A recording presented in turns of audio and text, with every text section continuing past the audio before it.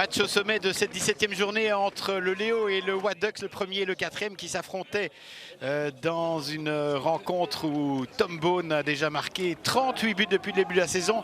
Et le match commençait à fond les ballons, comme on dit, avec directement une première passe lumineuse de Gauthier Bocard vers Louis Debacker, oublié, qui ouvrait le score après 24 secondes seulement. Incroyable. L'ouverture vraiment extraordinaire de Gauthier Bocard, et Louis Debacker gardait son sang-froid et fixait le malheureux Edgar Reynaud qui ne savait rien faire évidemment.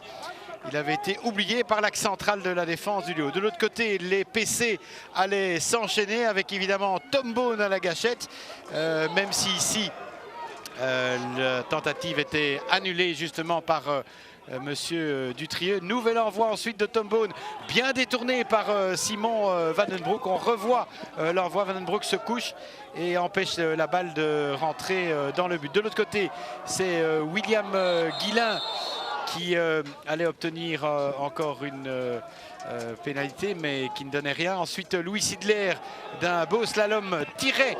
Cette balle passait de peu à côté de la cage d'Edgar Reynaud.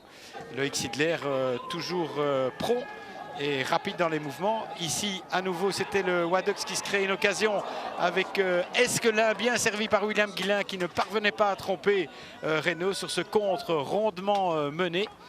Le Léo allait pousser dans le troisième, quatrième quart, notamment avec des PC. Et là, cette balle déviée par Charlet et par Vandenbroek sur le poteau, finalement, était poussée dehors. Et donc, c'était un PC qui était sifflé par Monsieur Doms, en application du règlement, quand on pousse de manière express la balle dehors. Cet envoi de Verdussen était arrêté par Simon Vandenbroek, encore une fois attentif et bien sur ses appuis. Là, il était couché pour l'empêcher de rentrer dans le but. Le Léo allait presser, tenter plus et allait s'octroyer encore une série d'occasions avec Vandenbroek impérial qui déviait cet envoi puissant. On revoit ici l'envoi de Tom de Groot, magnifique. Et les PC se succédaient. Vandenbroek s'employait à 3 reprises là, pour que cette balle ne rentre pas dedans. Miraculeusement, elle ne parvenait pas au fond. Le score était toujours de 0-1 à ce moment-là. Vous voyez ici, avec l'aide du poteau sur ce PC. Et de l'autre côté, c'était le premier PC finalement du Wadux qui allait terminer au fond grâce à l'inamovible Victor Charlet,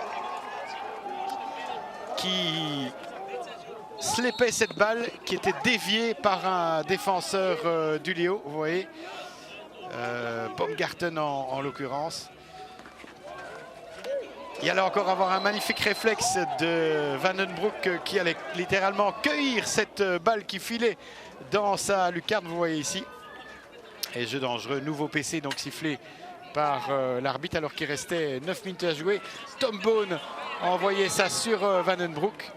S'en suivait une série de 6 PC. Mais il ne parvenait pas à tromper la vigilance du jeune gardien de l'équipe nationale.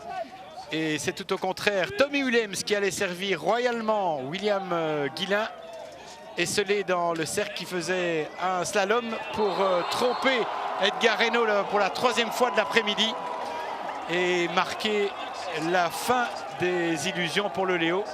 Le Wadux qui l'emportait. On voit la très belle passe, très beau flic de la part de Tommy Williams. Et puis Guillain qui, dans le jeu court, est toujours très efficace et diablement technique.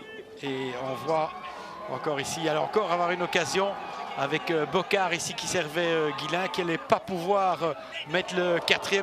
Reynaud cette fois-ci s'interposait une fois, 2 fois et une 3e fois encore avant de terminer cette rencontre. Vous voyez 3 interventions d'Edgar Reynaud, sans quoi c'était 0-4. Fin de match, l'homme du match sera Victor Charlet et victoire du Wadux 0-3 sur le terrain du Léo dans ce match au sommet.